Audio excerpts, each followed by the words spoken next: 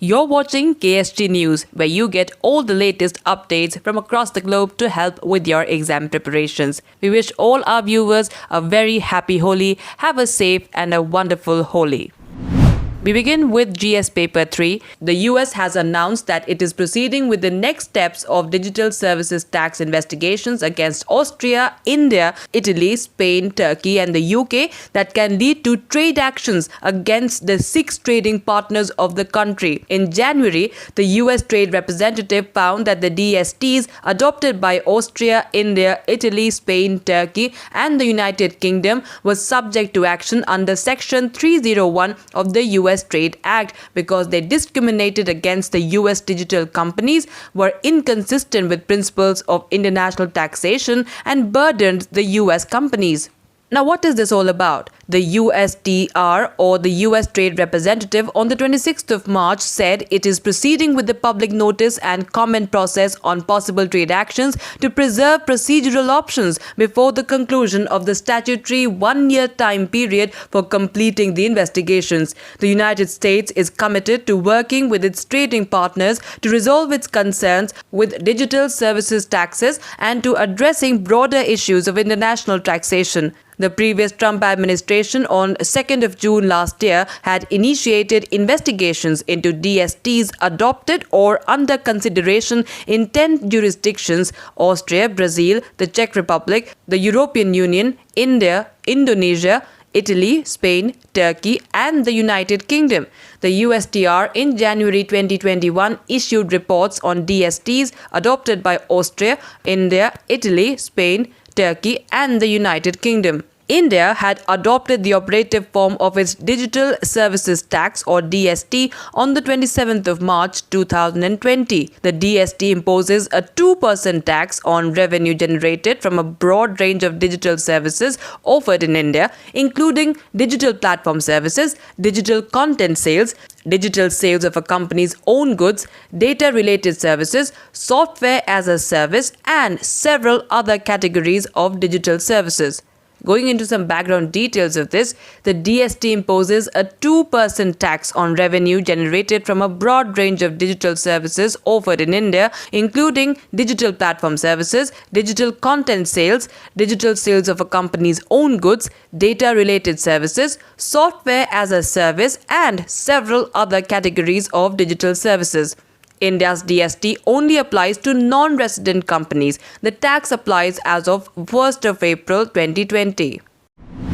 Shifting focus to GS Paper 2, Prime Minister met his Bangladeshi counterpart Sheikh Hasina on the 27th of March 2021 and discussed the progress achieved in areas like connectivity, energy, trade, health and developmental cooperation, following which the two countries signed 5 MOUs covering a number of areas of bilateral cooperation. Modi, who is visiting Bangladesh on his first trip to a foreign country since the outbreak of the coronavirus, held one-on-one talks with Hasina, which was followed by delegation-level meeting, which continued for over an hour.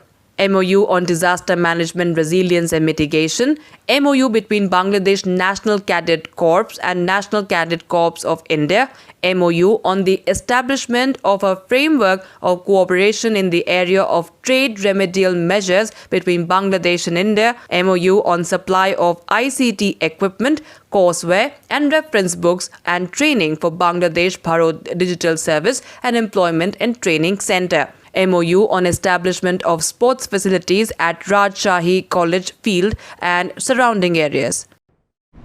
In some more updates related to GS Paper 2, a UN panel ended 5 weeks of arduous negotiations with a watered-down declaration on the status of women around the world.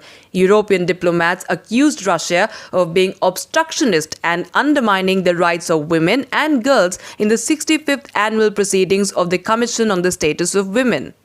It had been thought that this year's deliberations would go better than in the past because of the new administration of US President Joe Biden, more progressive than that of the conservative Donald Trump. Now, what is this really all about and what does this really mean? At the start of the negotiations, delegates examined a draft statement of 50 pages comprising 80 bullet points paragraphs of conclusions on women's issues. In the end, they approved a document with 24 pages and 64 paragraphs. Entire sections on sexual harassment, gender equality, and the rights of girls were eliminated altogether, comparing the first draft to the final document that was approved. The original draft criticized what is called a rise in violence against women and girls, including sexual harassment. The final text only said that sexual harassment in private and public spaces, including in educational institutions and the workplace, as well as in digital contexts, leads to a hostile environment. It also adopted bland language, saying the panel recognizes that gender inequality continues to be reflected in imbalances of power between women and men in all spheres of society. Now, what about the Beijing Declaration? The Beijing Declaration and platform, approved by 189 countries in 1995, called for bold action in 12 areas to achieve gender equality, including combating poverty and gender-based violence, ensuring all girls get an education, and putting women at top levels of business and government as well as at peacemaking tables. It is also said for the first time in a UN document that women's human rights include the right to control and decide on matters related to their sexuality, including their sexual and reproductive health, free of discrimination, coercion, and violence. In the 26th March 2021 outcome document, the Commission urges governments at all levels to ensure universal access to sexual and reproductive health and reproductive rights. More updates related to GS Paper 2. The Commerce Department on the 26th of March 2021 said that the government is closely monitoring the impact of the blockage at the Suez Canal. According to the government's assessment, the total backlog at the waterway is likely to be cleared in a week's time.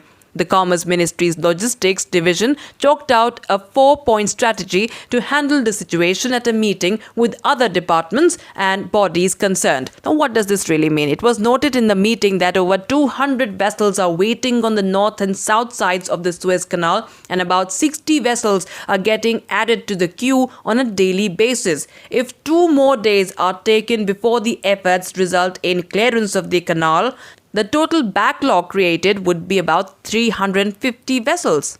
The meeting was also attended by the Ministry of Ports, Shipping and Waterways, ADG Shipping, Container Shipping Lines Association and Federation of Indian Export Organizations. CSLA assured that the freight rates according to existing contracts will be honored.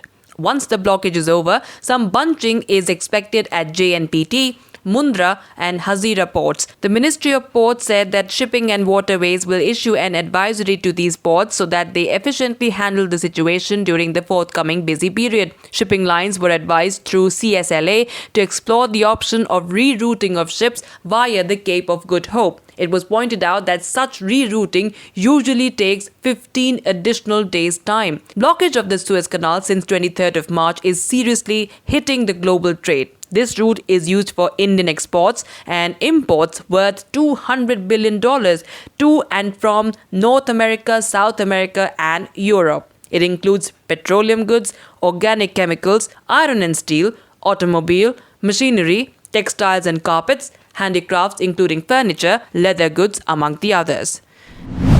That's it in this edition of KSG News. Stay tuned for more such short, concise, and informative videos.